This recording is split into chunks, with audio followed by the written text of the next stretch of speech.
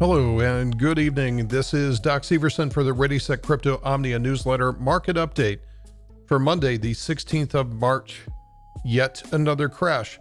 I'm starting out with the S&P 500 futures here because this is what's driving everything right now, even crypto. So as goes this contract, so goes the rest of the market, regardless of which market it is. Now, today was super bearish. However, there is an element of optimism in this, which I like. So first of all, I like the fact that we had some really big volume on this contract, this candle today. That's good. We did undercut the last low. Now, everybody is focused on the fact that we closed so much lower than Friday. Problem is that Friday was false. Friday was a big fake because nobody wants to be short going into the weekend where you can't trade against it. Yes, the futures do not trade Friday night, Saturday, and all the way through Sunday until 6 o'clock Eastern. And so you don't want to be short into that. We can kind of see that if we go down to an hourly chart of the S&P futures, and we can kind of go back to, all right, there we go. So that is that little volume spike into Friday afternoon that really created things. And then markets opened up on Sunday and started selling off. Limit down right off the bat Sunday night. And then we actually hit another limit down, 7% down, that shut the market for 15 minutes. So we've seen 3 of these now over the last 2 weeks. Actually, 4 of them if you include Friday's limit up. But what I want you to focus on is what's happening here. So we've gone sideways. Range expansion, range contraction. We've been in range contraction now for about 3 days. So yeah, we closed down to the bottom of the range, but that's okay. Now, what I hope that we're not seeing is range contraction before range expansion again to the downside, which is possible. We could see that because everything is going to get dragged down if that's the case. Because, as I've said so many times, when markets are in crash mode, everything gets thrown out the window. Everything gets thrown out the window. So for all those people that were saying gold is a hedge against a crash, and I said, no, it's not. And look at this. Look what's happened with gold over the last couple of days. Just astonishing. Look at this. All the way down here. It's crashed all the way from 150-ish all the way down to this. Now, this is what I've been saying for a long time now, is that when markets crash, when larger markets crash, nothing is sacred.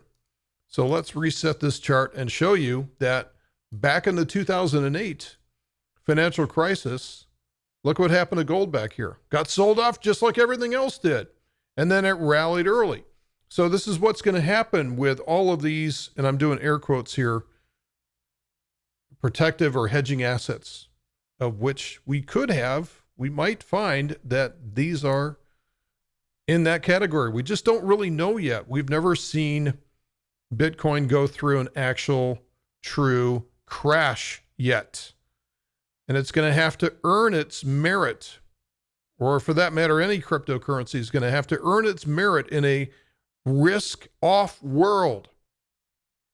Why would you want to go risk on to these? You won't. Nobody's going to go risk on these assets right now. So this is why everything's getting thrown out. But in the longer picture, we could see these recover first, or not far behind the first ones to do so. So this is why I'm saying, don't be in a panic.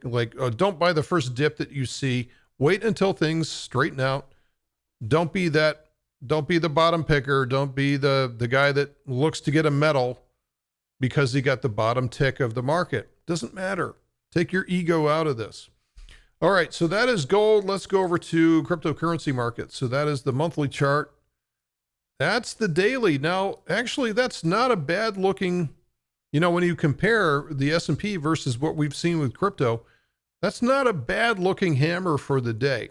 Now, it did close lower, but it is much higher close than the equivalent S&P close. So somebody's finding some value in these risk assets here, which is good. And longer term picture, again, it's staying within the larger time frame consolidation happening on the log chart, the monthly log chart. So it doesn't really it's not really worth going through all of these. The shorts are going crazy. Yahoo! That's good. Just more fuel for the fire when this thing does eventually turn around. But look at some of these prices. I mean, we've got Litecoin down at 32. We've got, let's see, Ripple's got to be, Ripple's down to 13 cents. Listen to the prices. When the prices tell you that they're going lower, there's such a story in the price. Look at this. Bear flag. It's undeniable bear flags. Bear flags all the way along here. Now, this, don't know yet. But when we see a reversal, we'll start to see the price making higher highs and higher lows. And then like everybody else, I'll join the Ripple army as being bullish on Ripple. But as long as this is making lower highs and lower lows, I don't see why you'd want to be acquiring an asset unless you're doing it over an extremely long time frame through dollar cost averaging. So just the final word here. These are the most extreme market conditions that we have seen for decades. And we may find that this is equivalent to the 1929 crash, if you can believe it. So in some ways, it's been much more violent than what we went through in 2008. 2008, we dropped about 50% of the value of the overall market, but it took close to a year and a half to acquire that, to hit that level. And we have dropped 30%, thereabouts, depending on which index that you use. We've already dropped 30% of the market value in just 3 weeks. It has been much more violent. This is unprecedented behavior.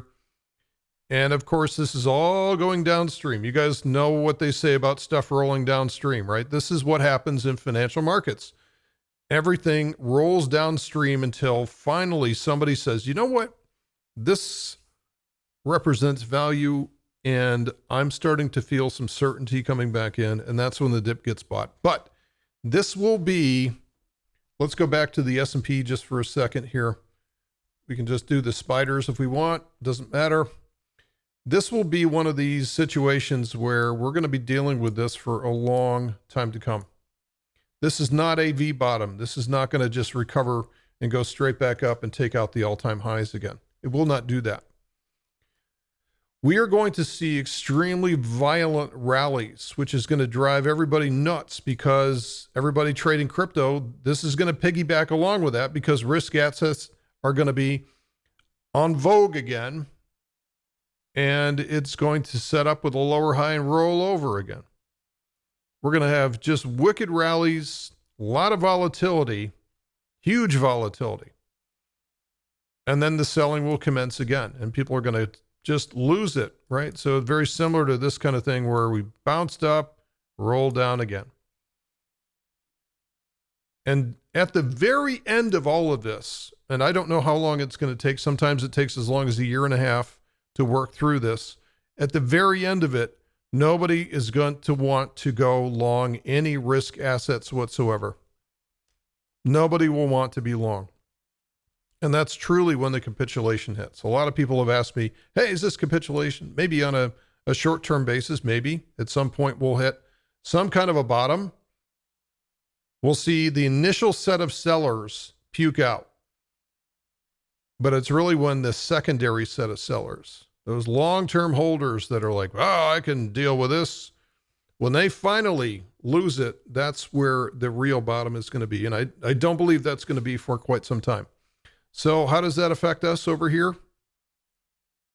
We're going to be a parasite to this movement. And if at some point this is viewed as some kind of remedy towards the current financial system, we'll know that because we will start to diverge.